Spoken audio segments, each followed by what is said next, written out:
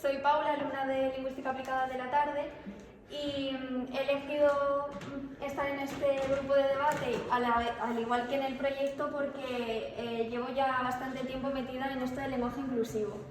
Empecé hace ya unos años en el instituto porque tuve una compañera trans y la verdad es que me pareció muy interesante investigar sobre este tipo de lenguaje y no sé, creo que es bueno debatir sobre algo tan actual, ¿no? Que en realidad no es tan actual, ya viene de antes. De hecho, si habéis leído mi artículo, ya ahí pone que empezó esto ya en los años 70. Y nada, le doy las gracias a Pablo por ayudarme, porque si no, no sé cómo hacer este debate en esta situación tan surrealista. Pablo, vale. Vamos a intentar hacer, más que un debate, una tertulia, porque es muy complicado ponernos aquí a hablar, ya sea los compañeros en presencial como vosotros ahí en el online. Pero que podéis intervenir todo lo que queráis, por eso hemos conectado todo para que os podamos escuchar o leer. Vale, perfecto. Bueno, pues mi nombre es Pablo, no sé si todos me conocéis, si no, pues me presento en este nuevo curso. Pablo, que te vean aquí. Y bueno, os doy la bienvenida al primer debate de la asignatura de Lingüística Aplicada, que junto con mi compañera Paula, y también tenemos el honor de contar hoy con María, que es reportera de Radio Reusa. Desde luego os invito a que os suscribáis en todas sus plataformas desde ya. Y bueno, os voy a hablar un poco de cómo vamos a disponer este debate. Hemos querido, como bien ha adelantado Paula, hacer una especie de charla, una especie de coloquio, porque bueno, dadas las circunstancias, ya sabéis que existen más modelos de debate. El año pasado, por ejemplo, utilizamos un modelo de Karl Popper. En fin, seguramente a lo largo del curso podamos ver más modelos y aprender también a este sistema de debate e implementar el sistema de debate en la educación, que es muy interesante, ¿no?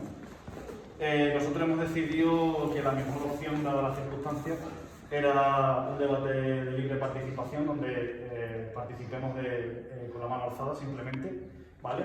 Sin tener ninguna idea preconcebida, ni que tengáis que preparar ninguna idea asignada, porque creemos que, por lo menos en este tema, la visión de conjunto que nos ofrece este sistema creo que es muy interesante, ¿no?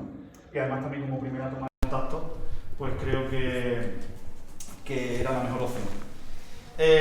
La forma que vamos a adoptar para llevar el debate, bueno, nosotros evidentemente no pretendemos hoy, en esta tarde, al menos eso creo, me sorprendería si fuera de otra manera, pero no vamos a dar nosotros solución al problema del lenguaje no sexista o a cuestiones, por ejemplo, de relativismo lingüístico, que también tiene mucho que ver con este tema, ¿no? Nosotros hemos querido organizar el debate mirando más a unas perspectivas que no se suelen tocar en los debates amplios de este tema, y así pues las relacionábamos con algunos ámbitos, con algunas perspectivas, algunas realidades que normalmente no se suelen llevar a cabo, ¿no? Va a empezar Paula empezando sobre las guías no sexistas y las premisas que proponen. También se tocará el tema del relativismo lingüístico de manera muy breve. Veremos también la posible implementación del lenguaje no sexista en la educación pública. Un apartado muy interesante que a mí personalmente me ha llamado mucho la atención, que es la relación que existe con la literatura y cómo la adaptación de algunos libros al lenguaje no sexista. Y por último, ya de cara al día 21, vamos a tratar el tema del lenguaje no sexista y la Constitución. El modelo de participación, bueno, el modelo de participación, como ya he dicho, va a ser a mano alzada. Se os requerirá, en el caso de que no haya participación, se os requerirá que sondeemos alguna pregunta para ver qué posiciones hay y así hacer una llamada a la intervención, ¿vale? Y bueno, si no hay suficiente intervención, pues me tocará a mí o a Paula interpelaros a vosotros para que participéis. Evidentemente que hay una rotación de participantes, ¿vale? Que esto se supone que, bueno, que ya establecemos un compromiso con la asignatura de Lingüística Aplicada, que es una asignatura optativa y por lo tanto nosotros elegimos estar aquí. Entonces yo creo que eso es importante, dejar fuera esos miedos, esas vergüenzas, eso ya queda fuera. Nosotros aquí ya venimos a trabajar la lingüística y tenemos que romper esa barrera, ¿no? Por eso vamos a establecer ese vínculo, yo os lo pido de manera personal, y el compromiso con la asignatura que va a resultar evidente, sobre todo en estos modelos de debate, ¿vale? Y bueno, pues el funcionamiento de este debate, no me voy a extender mucho más, depende completamente de vosotros, tanto los que estáis aquí en la clase como los que estáis en la plataforma. Así que nuestro trabajo pues solo se va a complementar con vuestro compromiso. Sin más, pues nada, vamos a dar paso a Paula, que vais a ver dos símbolos que os voy a adelantar ahora mismo.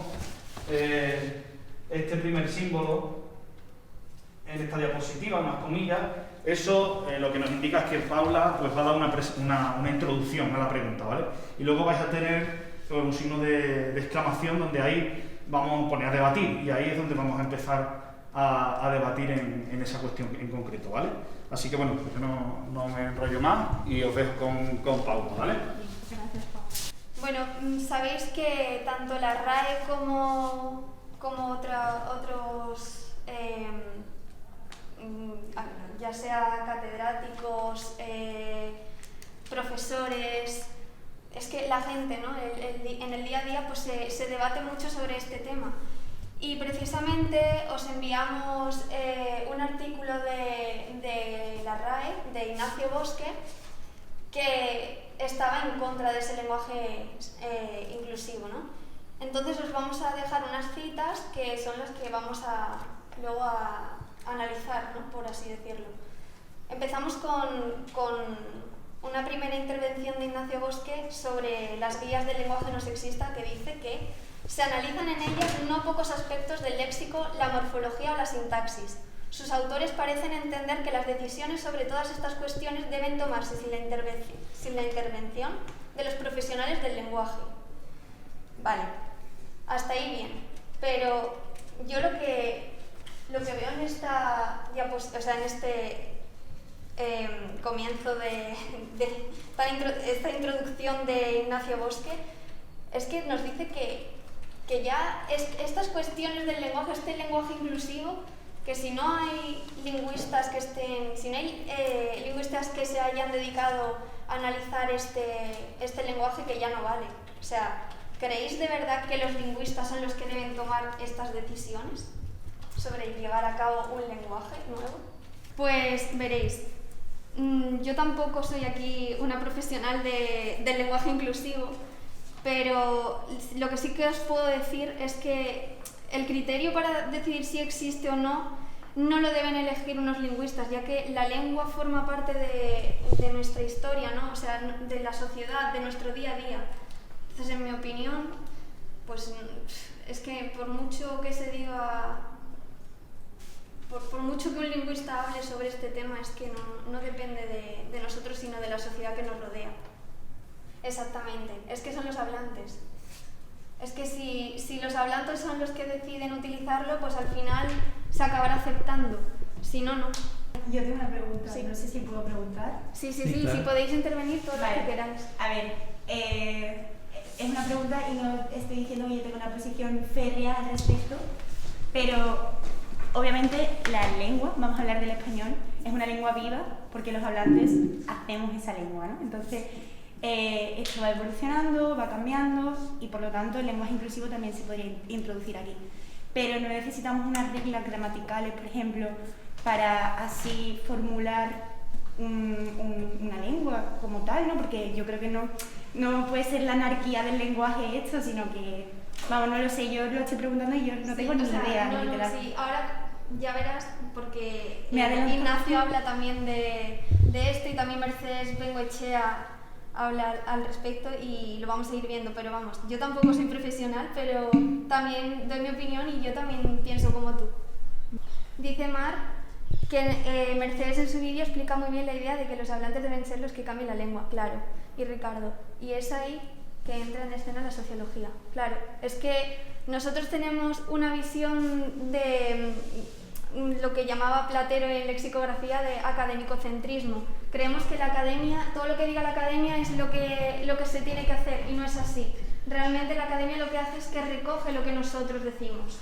Entonces depende mucho de los ¿Y hablantes. no crees que sería más fácil para los niños, por ejemplo, cuando aprenden a hablar un idioma, o para los extranjeros que quieren aprender una segunda lengua, si esto estuviese gramaticalmente aceptado?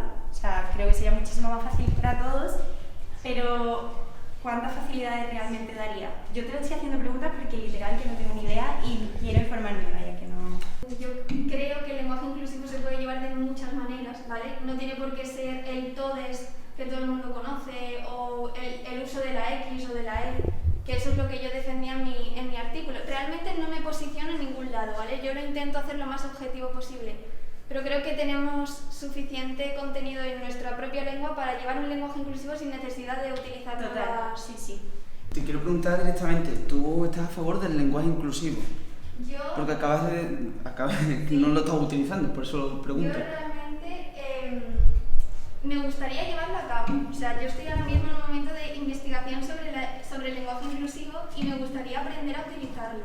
Pero yo soy defensora de nuestra lengua y de que se puede llevar a cabo con palabras o sea, verbos, adjetivos. O sea, es que ahora lo veréis y también lo he puesto en mi artículo, que se puede llevar a cabo sin utilizar una X. Claro. O una E en vez de decir nosotros. Creo que tenemos otras palabras para poder hacerlo. Es que realmente la X no es inclusiva del todo, porque las personas ciegas a la hora de las aplicaciones que tienen para leer, esa X, ¿cómo se articularía? Una X entre consonantes, entonces quizá la E, pero tampoco... No sé. Por lo que se está abogando ahora mismo es por crear una norma, ¿no? Que defienda el lenguaje no sexista, que es a su vez lo que intenta derogar, ¿no? Porque si dice que la postura de la RAE está creando una norma que intenta defender a capa y espada con el masculino genérico, ¿no está haciendo lo mismo estas guías del lenguaje no sexista? Yo creo que es que el masculino genérico viene de hace mucho, ¿no? Y creo que, es que ya no me quiero meter en temas políticos, ¿no? Esto ya es mojarse mucho, pero es que yo creo que hay un patriarcado bestial en el lenguaje, ¿sabes? Con este uso del masculino genérico. Y están hablando los compañeros, pero es que sí, seguro que están de acuerdo y que el lenguaje inclusivo no va a estar completamente asentado hasta que de verdad lo utilicemos, o así, algo así decía. Sí, sobre eso es sobre lo que yo quería hablar. Bueno, realmente yo quiero decir tres cosas. La primera es que la academia lo recoja no implica que la academia lo acepte. La academia realmente, creo que es algo que también tendríamos que incluir aquí, la academia no tiene la potestad de aceptar nada, la academia recoge. Claro. O por lo menos ahora lo que está haciendo es recoger, y yo creo que eso es un avance en filología bastante interesante que debemos reivindicar y que debemos recordar.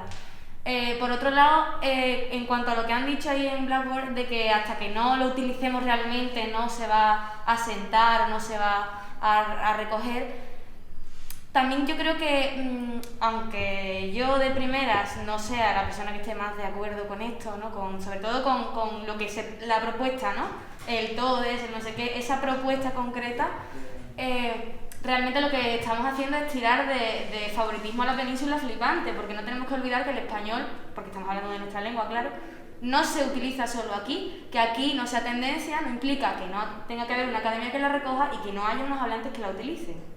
Y por último, sobre lo que sí decía Paula, yo creo que hay una diferencia entre el hecho de que hace falta eliminar el sexismo del lenguaje y las formas que hay de hacerlo, y que una en concreto sea la que esté causando más polémica y sea esta de utilizar las terminaciones en todas las palabras.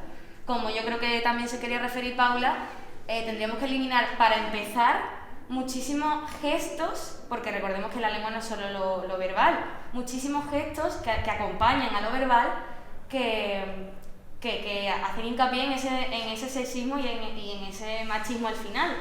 Incluso muchísimas expresiones más allá de la terminología o sí, de la terminación de las palabras que utilicemos. El hecho de que, esto es muy básico y es lo típico que te dicen todos los profes en bachillerato, por lo menos lo que a mí me hizo, no sé, impresionarme. Algo que es un coñazo es una mierda y algo que es la polla es lo mejor. Entonces, partiendo de ahí, entendemos que hay que eliminar un sexismo brutal en el lenguaje, y cómo lo hagamos es lo que tenemos entonces que discutir. Claro está que entonces pues te pueden decir, claro, entonces tú lo que quieres es ser súper correcto, no decir ninguna palabra tal, entonces también estás coaccionando al hablante. No, lo que tenemos es que educar en ese lenguaje. Ariadna dice, pero el lenguaje no es sexista en sí, somos nosotros los que lo volvemos así, las expresiones las utilizamos nosotros. Entonces estamos tirando de la base de que, bueno, hasta qué punto, quiero decir, el lenguaje con el propio ser, ¿no? O sea, somos nosotros los sexistas y no el lenguaje, pero es que el lenguaje es la forma que utilizamos para ser, al final, porque lo que nos hace humanos en parte es eso, es la comunicación, ¿no? Bueno, en parte, creo que más que en parte, pero entonces eso sería, yo creo, incluso otro debate, ¿no? Más que nada vamos a hablar sobre estar a favor o en contra según las reglas que nos están comentando, ¿no? Tanto los académicos, por parte de los académicos, defender el masculino genérico, como el resto de colectivos que se dedican a defender el uso de la arroba, la X y la Y. Pero, Paula, no se puede, o sea, yo por ejemplo no estoy ni a favor ni en contra, yo creo que hay momentos en los que sí se puede utilizar el masculino genérico y otras veces que sí se puede utilizar el E si la persona me lo pide. O sea, yo creo que se basa en una cuestión de ser respetuoso con lo que el interlocutor te está pidiendo, porque si yo, por ejemplo, me refiero a ti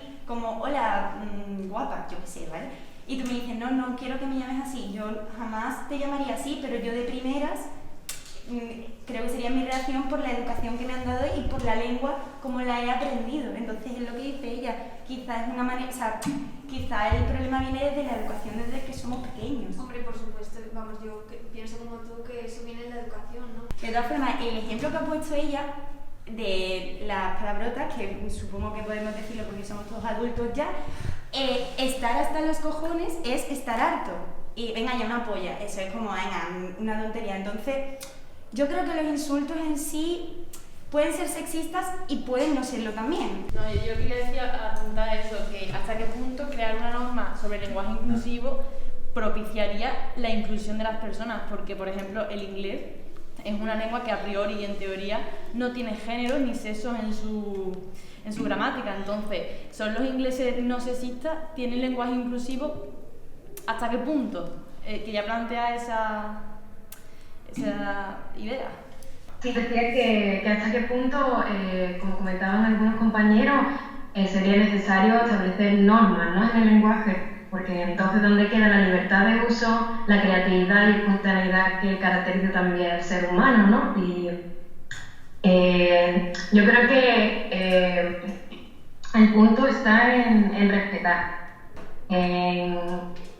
Yo creo que muchas veces la comunicación no tiene solo que ver con las palabras, no tiene que ver con los gestos, y sabemos perfectamente cuando debemos hablar de una forma, utilizar un género u otro, ¿no?, a la persona a la que nos estamos dirigiendo. Entonces, yo creo que la solución es mucho más fácil. Yo creo que la solución radica más en el respeto que en establecer normas rígidas, ¿no?, que al final confundirían y crearían polémica.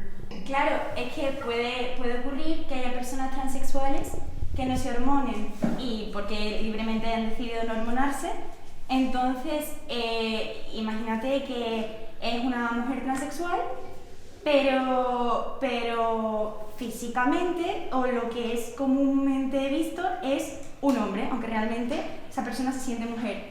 Yo en ese caso, que soy una persona súper espontánea, no estoy ni levantando la mano, pero bueno, yo en ese caso le diría, ¿qué pasa, guapo? Y si a mí en ese momento, que yo no lo conozco, pero le diría guapo seguro, si yo en ese momento me dice, no, guapa, yo ya sé que aunque tengo que ser espontánea porque es mi personalidad, quizá esa persona yo ya como que guardo en mi memoria que esa persona quiere que yo le trate de masculino. Entonces, es lo que has dicho tú, sí, respeto, pero quizá lo visual ya no nos sirve, porque estamos avanzando como sociedad. Es que también este lenguaje inclusivo actual, hablo de la actualidad, no de antes, porque en los años 70 era para defender la postura de la mujer, sobre todo en trabajos en los que se estaba metiendo a la mujer, que en ese momento pues solo había hombres. Pero es que en la actualidad realmente lo está defendiendo el colectivo LGTBI+, porque hay géneros que dicen que son no binarios. Entonces, ¿tú cómo te diriges hacia una persona que dice que no se considera ni hombre ni mujer, o que en momentos no se considera más hombre o que en ciertos momentos no se considera más mujer. ¿Qué haces en esos casos? Vale, yo soy el chico de Amo, que ya lo conocerá todo el mundo. Y nada, lo que quería decir que yo asistí a un debate sobre el lenguaje inclusivo en Italia y básicamente cuando se habla de género sexual y cuando estamos hablando de comunidad LGBTI, habían dicho algo de visual y básicamente yo creo que no hablamos de visuales. El problema está en la espontaneidad de la sociedad. En plan, no es necesario que seamos tan espontáneos a relacionarnos con una persona porque sería en teoría como sería el botón presentarse y al presentarse ya él se podría entender básicamente los géneros. Ahora yo creo que el lenguaje inclusivo en realidad, no sé, no estoy totalmente de acuerdo porque todo lo que es el lenguaje, el peso se le da cuando se utiliza básicamente. Hay que crear otro tipo de lenguaje, ajustarlo cuando podríamos ajustar nuestra forma de utilizarlo. Es completamente así. Tendríamos que cambiar toda nuestra cultura, ¿no? Para... Es que, sí, no sé si escucháis. Es que no es solo cuestión de cultura, porque yo que soy italiano te digo que mi cultura es mucho más machista que la española, es mucho más homófoba que la española, o homofóbica, no sé cómo se dice. Y digo realmente que se puede cambiar, se puede tranquilamente cambiar, no es cuestión de cultura, es cuestión de saber utilizar las palabras, básicamente. Bueno, yo me refiero... Ahora, lo que tendríamos que hacer más que a nivel de lenguaje sería abrir al mundo del no gender lo que es la realidad. Por ejemplo, un baño donde no haya diferencia de género, eso sí. Pero en el lenguaje verdaderamente no, porque también lo que no tiene género se identifican con un género al fin y al cabo cuando hablan. Adelante, Mar. Creo que esto son un poco a lo mejor del tema, pero creo que es importante señalar que la Real Academia, uno de los motivos por los que conserva el género no marcado es porque básicamente tiene la esencia de diferenciarse entre género y sexo, porque si vas a la definición de género de la Academia, se relaciona con el sexo. Es decir, que una academia que aún sigue, o sea, que lleva muchos años deslindada por personas como Judith Butler y muchas más corrientes feministas, creo que realmente su problema es arcaizante, que no es un problema ya de que se pueda adaptar o no al lenguaje, que al final todo es costumbre, la cultura tiene su fe y todos lo sabemos, pero realmente deciden que es un órgano arcaizante que no va a permitir esto de buenas primeras. Esa es la expresión. Esto ya es algo, o sea, es una opinión personal, pero yo creo que es que se quedan bastante anticuadas. Pero como se supone que la academia al final recoge lo que los hablantes deciden hablar, valga la redundancia, pues si al final la sociedad es la que cambia el lenguaje, al final no les va a quedar otra. Bueno, yo creo que siempre tendrán una mentalidad negativa con respecto al lenguaje inclusivo, ¿no? Pero también ellos lo que no aceptan es este nuevo lenguaje inclusivo. O sea, realmente lo que ellos no defienden es este nuevo lenguaje con el arroba, con la e, con el todes, ¿no? El famoso todes. Pero es que realmente podemos llevar a cabo un lenguaje inclusivo con ya estructuras que tenemos en el lenguaje. Yo, por ejemplo, en mi artículo tenía que la Universidad de Zaragoza, y ya no solo la Universidad de Zaragoza, es que la UNED y otras instituciones están diciendo que se puede utilizar perfectamente el lenguaje inclusivo y dan propuestas tal que decir, por ejemplo, la ciudadanía en vez de los ciudadanos, o el alumnado y el profesorado en vez de los profesores y los alumnos, en vez de decir todos los representantes de este aula, pues decimos cada representante. O sea, es que tenemos palabras, tenemos formas de hablar en lenguaje inclusivo sin necesidad de utilizar ese todes. Pero eso yo lo digo como para rebatirle a los académicos, ¿no? Yo digo, en plan, se me van amontonando las ideas. La primera cosa que se me viene a la cabeza es mi padre de 62 años intentando hablar lenguaje inclusivo. O sea, yo lo veo prácticamente imposible, yo no sé qué opináis vosotros. si vuestros padres estarían... Yo no lo veo factible tampoco. Es que yo no lo veo para nada factible, la verdad.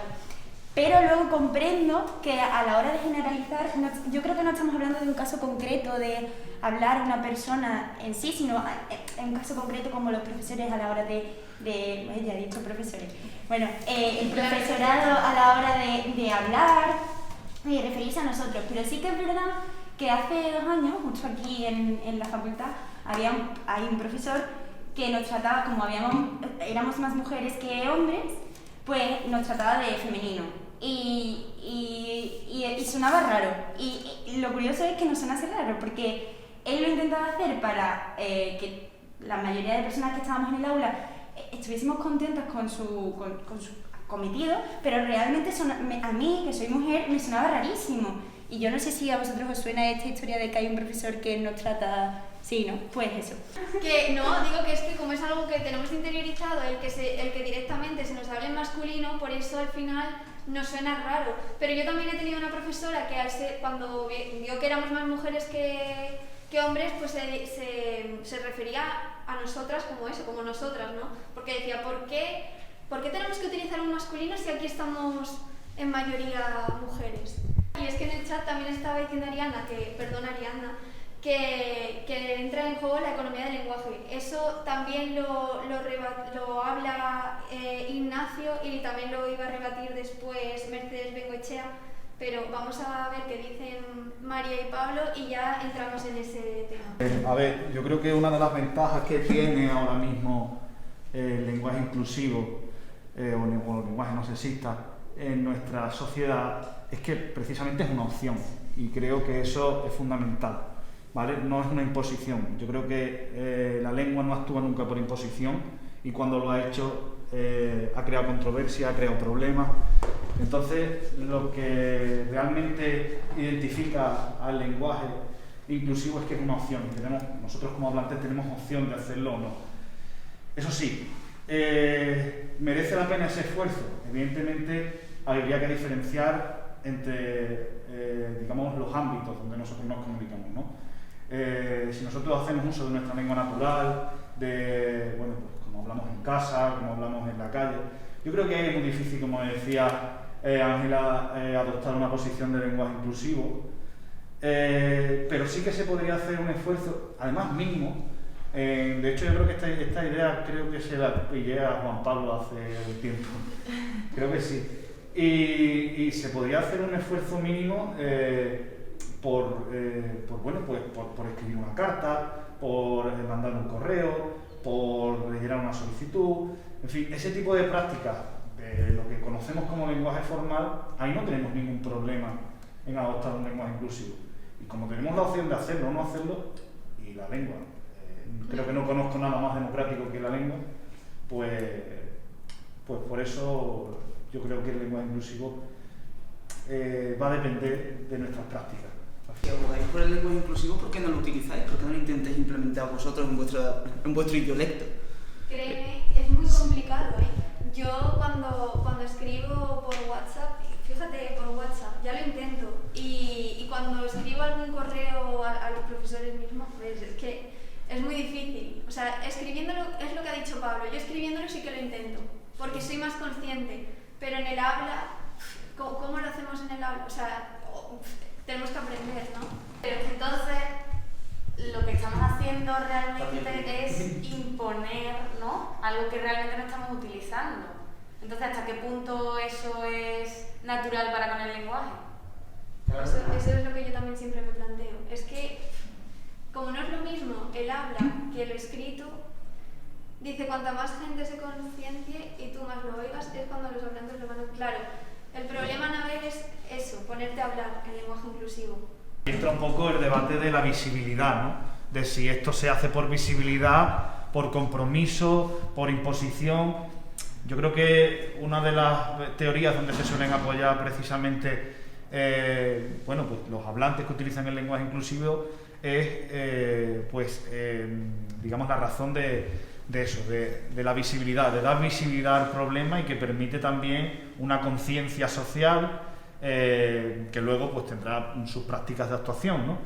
Pero bueno, yo creo que todo cambio empieza por pequeños movimientos y es ahí donde, evidentemente, yo no soy usuario del lenguaje inclusivo. De hecho, planteo que sí, que puedo estar a favor de reconocerlo, de respetarlo, por supuesto, pero bueno, entiendo que esas pequeñas prácticas al final son las que moverán el lenguaje y moverán la lengua y bueno, pues permitirán a lo mejor los cambios del futuro. Eso son cuestiones de generaciones y desde luego no vamos a ver los cambios de aquí a mañana, ¿no? No sé siquiera si lo vas a tratar tú en el debate, pero es que la verdad es que cuando escucho lenguaje inclusivo, no sé si os pasa a vosotros, a mí se me viene a la cabeza, súper rápido además, sesgo político. Y es algo que, desgraciadamente, para mi gusto, es una desgracia porque hay un sector que está totalmente en contra debido a que el otro sector está totalmente a favor. Entonces es como una propaganda política y todo el mundo se tira los trastos a la cabeza, cuando realmente yo creo que esto tiene que ver más con el respeto que con las ideologías políticas o con la propaganda. Pero de verdad que me gustaría saber qué pensáis vosotros, porque a lo mejor, no sé. Es que el lenguaje inclusivo está muy politizado. Ese es el problema mayoritario. O sea, es que realmente el lenguaje no es como la enseñanza. Vamos, esa es mi opinión, ¿no? Es que no debería entrar la política en ello. Pero ¿qué hacemos al respecto? Es que... Yo no estoy de acuerdo en eso. ¿Por qué no estás de acuerdo? Yo no, porque yo soy de los que piensan que por la política tiene que pasar todo. Evidentemente la política como instrumento de organización, no como instrumento de arrojadizo, ni utilizar este tipo de prácticas como arma arrojadiza, pero sí como organización. Y es para lo que nació la política. Otra cosa es lo que se hace, ¿vale? Otra cosa es lo que se proyecta. Pero la política nace para la organización. Si tú al fin y al cabo logras adaptar el lenguaje inclusivo, lo primero que se ha planteado ha sido reescribir la Constitución. O sea, que la política va a pasar irremediablemente por ahí. Entonces, bueno, eso de que está politizado, otra cosa es que haya ideologías que quieran sustentar el debate del lenguaje inclusivo porque beneficia a según qué sectores. Eso ya yo ahí ya no me meto. Pero la política como instrumento de organización y como instrumento de gestión, creo que es fundamental por la que tiene que pasar el lenguaje y cualquiera de los aspectos de nuestra vida. O sea que...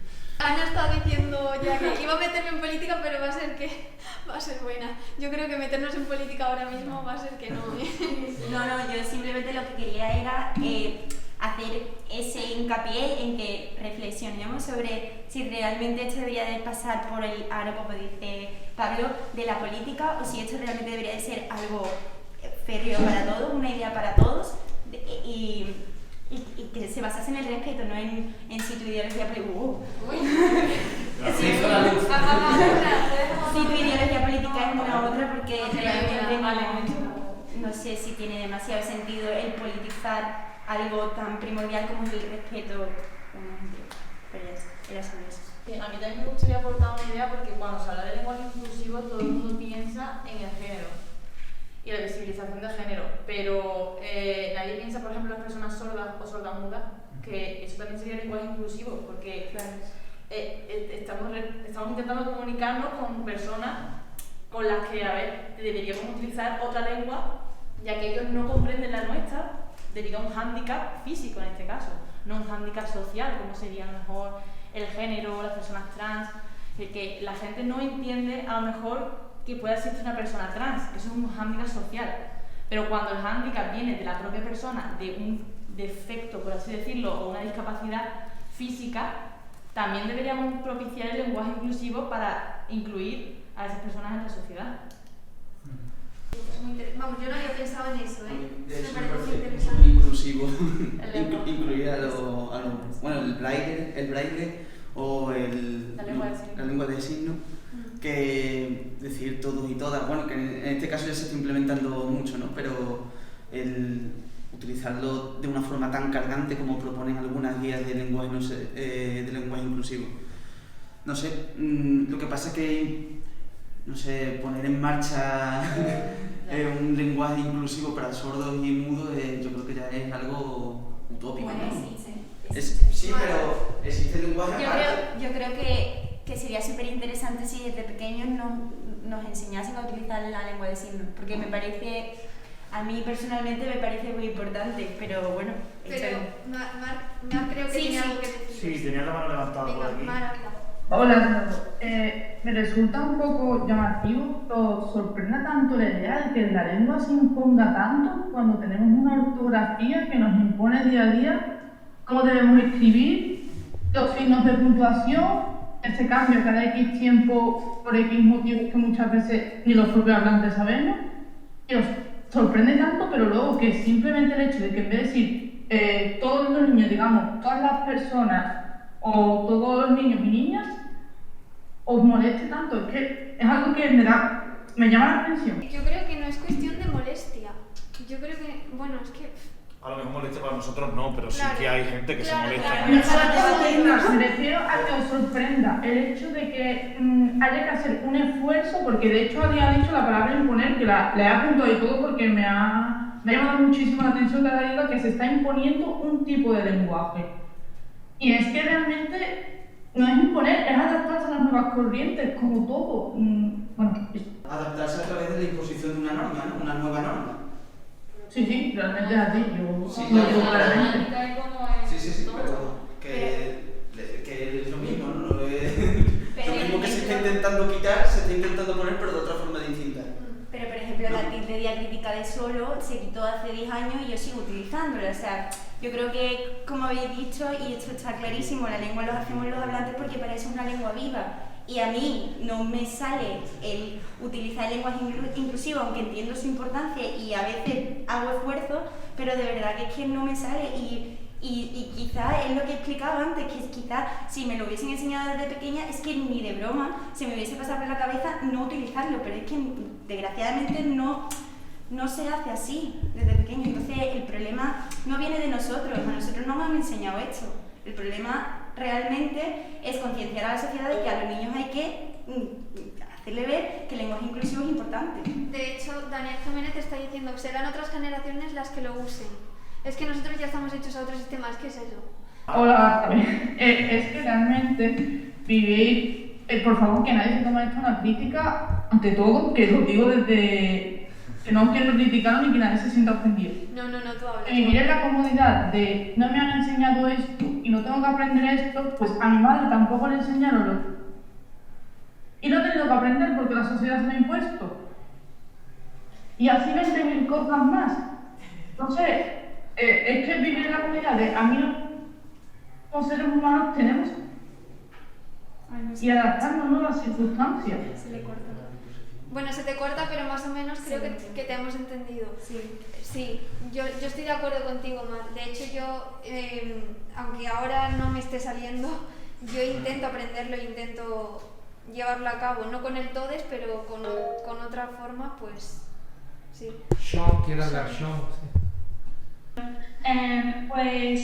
Pues nada, yo quería comentar que yo creo que es una cuestión de que cuanto antes empecemos a, por lo menos, intentar usar el lenguaje inclusivo, cuanto antes, pues imagínate, nosotros empezamos a utilizar el lenguaje inclusivo, o por lo menos intentarlo, pues cuando tengamos hijos, o no tengamos hijos, pero cuando tengamos contacto con las siguientes generaciones, pues entonces ellos sí vivirán desde el principio en ese sistema de lenguaje inclusivo.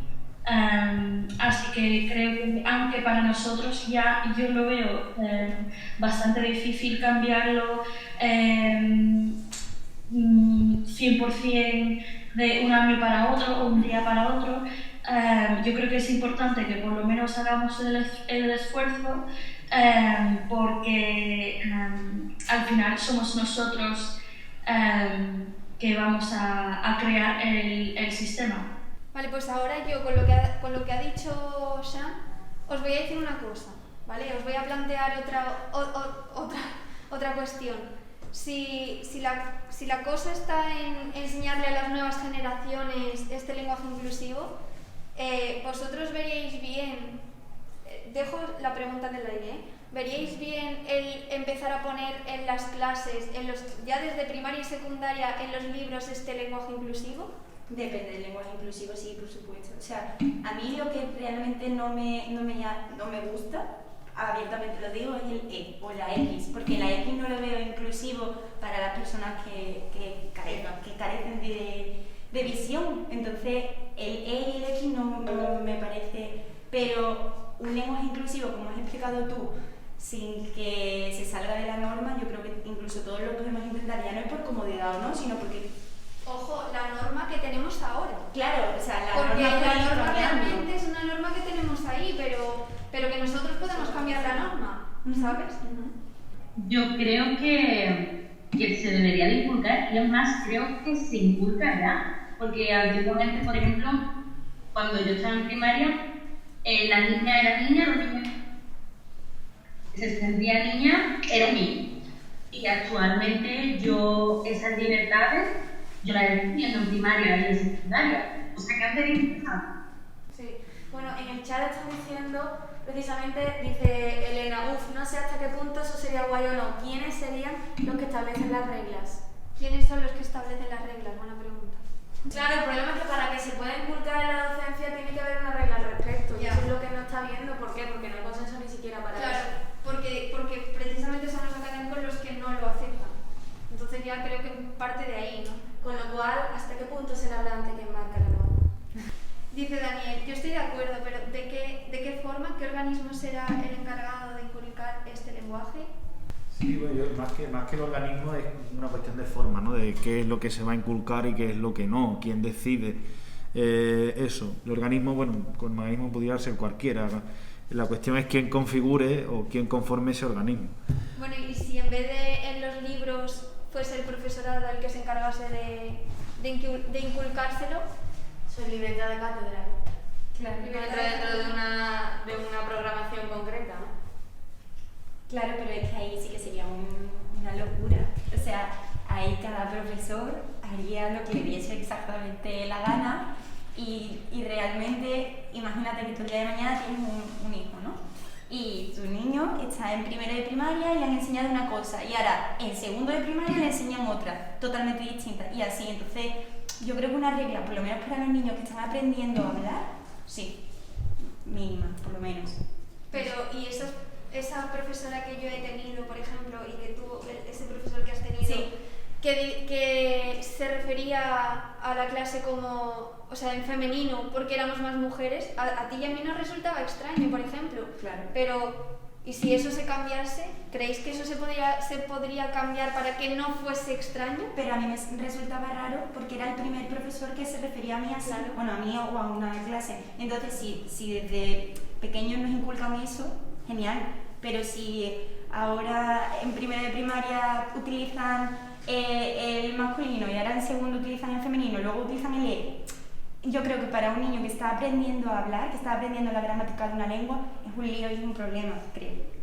Creo que el punto del lenguaje inclusivo no debería ser el que se utilice el masculino y el femenino, sino el eliminar las expresiones y las partículas que hacen al lenguaje sexista. Por ejemplo, cuando se dice, no sé, ponía en el artículo de Ignacio Bosque, pone un ejemplo sobre los ingleses que les gustaban el té y las mujeres rubias, o cosas del estilo, ¿no?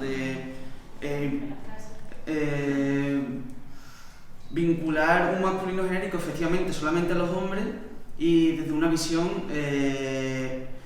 ¿cómo se diría en términos ahora actuales? No sé decir, pero en términos heterosexuales, ¿vale? Veo bien que se avance, que se vea de otra manera, que se exprese la gente de otra forma, pero no creo que haga falta una visibilización de la mujer en un todos y todas. No creo que alguien de verdad se sienta mal porque alguien diga todos en vez de todos y todas. No. El problema no es que nos sintamos mal, yo no me siento mal si no me incluyen. El problema es que, como hemos estado diciendo durante un montón de tiempo, el lenguaje refleja la sociedad y ya está reflejando, si solo dices todo, ya está reflejando qué tipo de sociedad es la que... ¿En términos heterosexuales o en términos patriarcales? Ahí está la clave. Es que ahí está la clave, exactamente. Ahí está la cosa. Sí, yo lo compro, no me salía otra Es que tenemos un patriarcado encima que no nos lo creemos ni nosotros. Sí. Yo sobre la docencia sí que me gustaría decir el hecho de que, bueno, ligado a lo que hablábamos antes de la libertad de cátedra y todo esto, el hecho de que puede ser lioso para los niños que están aprendiendo, pero es que yo creo que algo que también tiene un poco que desligarse de lo que es un proyecto docente en sí, lo que son las normas de cómo se enseña, ¿no? Es el hecho de que al final la docencia, de hecho en el perusado, que ya me he metido, en el artículo de Jane Arnold, que además la conocimos en primero, habla de cómo la educación no es solo el contenido que damos. Entonces, y yo creo que esto es algo que se nos está olvidando en cuanto a la docencia, el hecho de que tú quieres que la gente se conciencie y que las generaciones lo hablen, tú quieres inculcarle a la gente el hecho de tal, pues se lo tienes que inculcar en la docencia, ¿no? En las clases, en la educación reglada. Si la educación reglada no lo recoge, es que es tan sencillo como ¿cuántas formas de dar la literatura habéis aprendido aquí en la facultad? Y depende incluso ¿qué opinión os merece un profesor en tanto en cuanto cómo os da esa materia? ¿Qué opinión os merece el profesor que da clases magistrales o el profesor que utiliza metodologías así como la que utilizamos aquí? ¿Qué opinión os merece el que dicta los apuntes de literatura o el que os hace debatir con los textos? O incluso el que, aun dando clases magistrales, os aporta una teoría fuerte que además os ayude luego, ¿no? Dentro de que aún así utilice formas de educar más tradicionales. Pero es que incluso, ¿qué opinión os merece el profesor ese que a lo mejor tú no veías que te inculcara tanta materia, sino yo voy a las clases de este profesor porque yo aprendo de filología, a lo mejor no aprendo de Cervantes, pero aprendo filología en sí? Pues yo creo que con el lenguaje inclusivo puede pasar exactamente esto. A lo mejor que no en todos los cursos se utilice el lenguaje inclusivo como norma, para eso puede ser en parte perjudicial, pero en parte no, porque cada niño recuerda una cosa completamente diferente y cada adulto en la universidad recuerda una cosa totalmente diferente del profesor y de lo que le ha enseñado que otro totalmente diferente. Quiero decir, yo no voy a pensar lo mismo de el profesor aquel que a mí me hizo descubrir la Celestina, la profesora en este caso, que no sé, de otro profesor que me haya dado la misma asignatura. Entonces, el hecho de que un profesor se esfuerce porque sí que esté concienciado, entonces la docencia es sumamente importante en este tema, y utilice ese lenguaje inclusivo, puede hacer incluso que, bueno, que esto que estamos hablando pase de utopía a realidad. Entonces, no es tanto que esté reglado como que, perdón Pablo que llevas un rato con la mano levantada, como que realmente hagamos ese esfuerzo, utilicemos las herramientas que tenemos y una vez que se expandan esas herramientas que tenemos, hablamos de cuál es la más propicia o la más ideal para esto. Un apunte a lo que has dicho, con lo que estoy totalmente de acuerdo, es que tampoco podemos desligar el contenido académico, sobre todo en primaria y en secundaria, del contenido humano. O sea, porque es que al fin y al cabo también esto es una cuestión de respeto. No solo inclusiva, sino que aquí lo que se promulga también con el lenguaje no sexista, el lenguaje inclusivo, son cuestiones de respeto. En el ámbito académico y sobre todo en los primeros grados, creo que no se puede desligar de los valores humanos y de los valores que se tienen que transmitir en esas edades en una educación libre, en una educación pública. Yo creo que ahí es donde entra en juego también el lenguaje inclusivo en cuestiones de respeto, de enseñar a valorar, de enseñar a respetar sobre todo al que piensa diferente, pero también a las prácticas que permiten que todos nos sintamos reconocidos en un sistema educativo. Pablo y María han dicho o han hecho referencia a que obviamente el contenido, tenemos que desligar la concepción de que el contenido es lo más importante en las clases, por supuesto que no. O sea, obviamente también es importante la metodología, los valores, obviamente eso sí, pero a mí no se me puede olvidar que yo en una clase de lingüística aplicada voy a dar lingüística aplicada, no voy a dar... Entonces, ¿hasta qué punto es importante el contenido para que así podamos formarnos como con los valores, con lo que habéis dicho vosotros? Yo estoy en parte de acuerdo con vosotros y en parte estoy en desacuerdo, porque no nos podemos olvidar que los niños que están en una clase de primaria o de secundaria, por supuesto que necesitan aprender de valores y más de un profesor o profesora, pero el contenido también es importante, es una educación básica y esencial. Sí, el problema es que no se desliga una cosa de la otra. Exacto, tiene que ser algo, tiene que ser algo paralelo, conjunto, que trabajen. Sí, entonces para mí personalmente, Creo que los contenidos se pueden aprender en cualquier momento de la vida, pero de valores y de todo ese tipo de cosas, creo que en este país completamente hay muchas carencias. Solo hay que ver todo lo que pasa a día de hoy en las aulas de secundaria, de agresiones, etc. Entonces, yo para mí creo que ahora mismo los valores tienen mucho más peso que aprender de historia. La historia se puede aprender de cualquier forma y no necesitas una persona. Y los valores para mí son mucho más importantes que tener una carrera. Lo diré siempre, a mí una persona que tiene una carrera pero no tiene valores, para personas deficientes socialmente. A ver, obviamente una persona sin valores para mí es una persona carente de cualquier tipo de humanidad, pero no se puede merecer tampoco el contenido, ¿sabes lo que te quiero decir? Es decir, nosotros venimos aquí a estudiar filología, que yo me llevo valores a casa, por supuesto, muchísimos, muchísimos. No solo con los libros, no solo con lo que leo, sino con los profesores, con los compañeros, por supuesto, pero eso es como todo en la vida, las experiencias vitales te hacen aprender unos valores. Entonces, que en la ESO o que en primaria se den valores, sí, que solo se den valores o que se dé más presencia de valores, como por ejemplo en asignaturas como ética o algo así, ¿no? Pues me parece que es carente, porque yo también desde pequeña necesito una estructura básica de educación, de educación, quiero decir, académica, de formación académica, y ya luego decidiré qué quiero ser y qué no. Pero si, mira, si tú misma estabas diciendo antes que el lenguaje inclusivo es sin el todes, ¿vale? Sino como sí. Yo he demostrado que también se puede. Si tú dices que si desde niña ya te están inculcando eso, que tú lo aceptas, ¿no?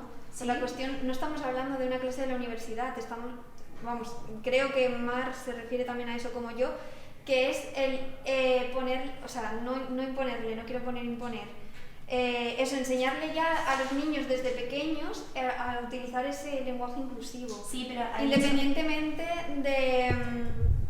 de que sea el enseñar lo de la clase. Es que eso María se ha ido por otro lado, creo yo. Sí, pero por ejemplo, incluso vamos a hablar de primaria o secundaria, ¿no? No es lo mismo, ¿no? Decir, y ya no estoy hablando de lenguaje inclusivo, estoy hablando también de lo que nos hemos ido un poco por las ramas. Pero no es lo mismo decir Juan le roba 3 manzanas a María que Juan comparte 3 manzanas con María, por ejemplo. Claro. Pues en este caso lo mismo, hay que hacer una aplicación de una cosa con la otra. Claro, yo he dicho que sí, que es cierto, pero alguien ha dicho que no recuerdo cómo se llamaba, es que yo no... Creo que Mar, ¿no? De hecho Mar sigue con la mano levantada. Claro, creo que Mar ha dicho que ella le da más importancia a los valores que a la educación, y yo estoy diciendo que me parece compatible y además que es algo que tiene que ir de la mano. Yo en ningún momento he dicho que no, o sea, al contrario, estoy diciendo que contenido y educación y valores van de la mano y no se pueden desligar. Por alusiones voy a hablar. Compatible, pero para mí prioritario los valores. Recalco la idea, es decir, esto obviamente es mi idea, pero por si ha quedado algún tipo de duda, compatible, pero prioritario los valores. Pero es que los valores se dan en casa, y si en la escuela a ti... Imagínate que en la escuela te enseñan a ti X cosa, ¿vale? Da igual, lo que sea, de valores. Y luego en tu casa llegas y ves lo contrario. Tiene que ser algo compatible con la educación. Pero eso pasa. Claro, eso pasa. Ahora con muchas cosas. Yo tengo una hermana de 11 años y me viene diciendo, fíjate, en el colegio me han enseñado esto y a lo mejor es algo que en casa lo hacemos de otra forma. O sea, es que los niños aprenden tanto en casa como en el colegio, y es que o sea, eso no va a pasar si se dice el caso solo con el lenguaje inclusivo, es que eso pasa con absolutamente todo. Claro. Y lo que decía la chica que ha tomado la palabra antes en clase, que no sé su nombre. Ángela, vale. Estoy de acuerdo en que sí, la educación se da en casa, pero también en el colegio. Es decir, a día de hoy en realidad lo que educa es la televisión, Netflix, HBO y pues el tiempo que pasamos en el colegio. Cuando llegamos a casa lo que tenemos son 4 horas para estar con la familia, y si comemos en la mesa con la familia y hablamos, porque si estamos viendo la tele no se habla, ¿no? Entonces, yo creo que eso se debería de promocionar mucho, o sea, en casa, ¿no? La educación de casa, pero también desde el colegio y las instituciones deberían de promocionar la educación también en casa, no solo en la institución, porque la figura de un profesor no tiene tampoco el mismo peso que la figura de tu padre y tu madre, ¿no? Son dos figuras completamente diferentes, en un ambiente diferente y unas circunstancias que lo que se va es aprender y no, no queda tiempo para educar en turno, ¿no? En la escuela. Yo creo que cada cosa tiene su sitio. Imaginaos que al final se ha aceptado en cuanto a los textos, ¿vale? O sea, ya sea los textos del colegio como libros clásicos que os mandé, bueno, no sé si nos da tiempo a ver el vídeo, ¿no? No. Bueno, pues os enviamos un vídeo en el que, creo que era en Argentina, estaban debatiendo sobre el poner los libros en lenguaje inclusivo, y de hecho es que han cogido El Principito y lo han versionado en lenguaje inclusivo, aunque no estaba del todo bien, pero bueno. ¿Qué os parecería si hicieran eso? O sea, ¿estaríais de acuerdo en reescribir libros en lenguaje inclusivo? ¿O empezar a escribir en lenguaje inclusivo? Dice Elena que es el reflejo... Ahí se me ha ido. Es el reflejo de una época social diferente. Eso no se toca. El del sí, ¿dónde está? Y Ana dice, los libros tienen que ser juzgados con la mentalidad de la época en la que se hicieron. Eso ya nos daría pie al tema del debate del 21. Vamos a poner a Homero con lenguaje inclusivo. Es que realmente, ¿qué estaría mejor? ¿Empezar a escribir en lenguaje inclusivo para comenzar a inculcarlo? ¿O reescribir los libros pasados de manera que... de manera... Que ahora todo se convierta en lenguaje inclusivo? Yo creo que sí se podría hacer una reedición, obviamente no intentando suplantar lo que querían decir los clásicos, pero creo que como poder se puede hacer y me parecería hasta interesante por ejemplo, lo del Principito me gustaría leerlo, no sé si lo tenéis por algún lado. Pues me parece bastante interesante, obviamente no como una reinterpretación o algo de eso, simplemente como una reedición distinta. ¿Y por qué no? Como algo pedagógico. Claro, y además es curioso ver cómo lo hacen porque incluso está bien hecho realmente, o sea, o lo que uno consideraría que está bien hecho. Creo que a Pablo no le escucháis, dice que hay algunos que ni siquiera están bien hechos. Es que El Principito, la entrevista que os hemos mandado, es que enseñan partes del Principito que han intentado reescribirlo en lenguaje inclusivo, pero es que hay partes que ni siquiera están en lenguaje inclusivo, claro. O sea, se quedan a medias. Solo en la primera página ya tiene un ejemplo. Dice Daniel que cada autor escriba como él quiera. Entonces, vuelvo a reformular la pregunta, o sea, ya lo he dicho antes, pero entonces es el escribir los libros a partir de ahora, el que quiera, por supuesto, en lenguaje inclusivo. Pero ¿qué pasa con esos libros que se quieren reescribir? ¿Qué pasa con esa Constitución española que se quiere reescribir en lenguaje inclusivo?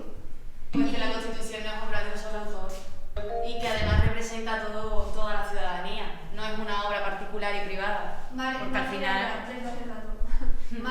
Primero, lo de los clásicos. Yo como filóloga clásica también, bueno, futura filóloga clásica, a mí se me cuesta poner una palabra poco literal en griego, imagínate, el lenguaje inclusivo. Es decir, que para mí sería horrible. Y respecto a la Constitución, me parece que la Constitución no es algo de una época concreta.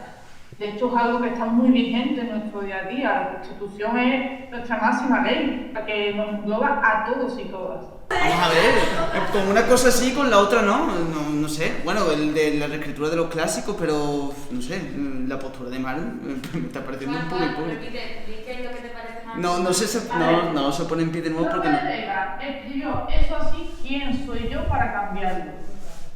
No, pero yo lo he dicho como por ejemplo algo pedagógico, algo por probarlo, o sea, creo que no estaría mal, simplemente por algo... Ana quiere que lo leamos, los libros tienes que juzgarlos con la mentalidad de la época en la que se hicieron, pero teniendo en cuenta nuestra mentalidad actual. Sin embargo, cambiar un estilo de escribir actual para sacar un nuevo estilo que identifique nuestra sociedad. Es decir, que te parece bien que un escritor actual lo utilice, pero no que se intente cambiar un clásico porque no es el clásico que lo va a cambiar porque está bajo tierra, básicamente. A ver, yo lo que aprendí en siglo XIX con Beatriz Barrera, por si la veis, lo que aprendí es que un libro clásico está escrito para la época, ¿no? Pero nosotros ahora tenemos una nueva mentalidad, entonces, vale, tenemos que darnos cuenta de que eso está escrito en otra época y tenemos que saber diferenciar entre lo que es de esa época y lo que pensamos ahora. El problema es si pensamos igual. Si pensamos igual, pues se nos queda cojo, ¿no? O sea, se nos hace bolas. Claro. Yo puedo aportar otro ejemplo de lenguaje políticamente correcto, no inclusivo, que también imagino, no me acuerdo, pero es que me lo leí hace un par de años o 3. Se llama Cuentos infantiles políticamente correctos y es una revisión que hizo James Finn Gardner sobre cuentos clásicos como La Caperucita Roja, Los Tres Cerditos, y tal, con lenguaje políticamente correcto. Os lo recomiendo porque os va a parecer incluso gracioso. Pero eso es una exageración. Eso empieza la caperucita y el caperucito, no sé qué, en plan... No, es lenguaje políticamente correcto. O sea, si es lo que yo creo que yo he leído algo de eso, que es muy chiquitito. Sí, son cuentecitos para niños, pero políticamente correcto. Y es un poco, incluso... Hombre, está hecho con ironía, está hecho con sorna, sí, pero... Ridiculiza un poco lo que... Elena dice que, de nuevo, todo lo políticamente correcto roza el bien queda. Sí, claro, pero en realidad, si es lo que yo he leído, que a lo mejor no tiene nada que ver, roza un poco lo ridiculizante para algo que creo que no tiene nada de ridículo, pero bueno. Pero entonces lo que hay que diferenciar es el bien queda con el respeto.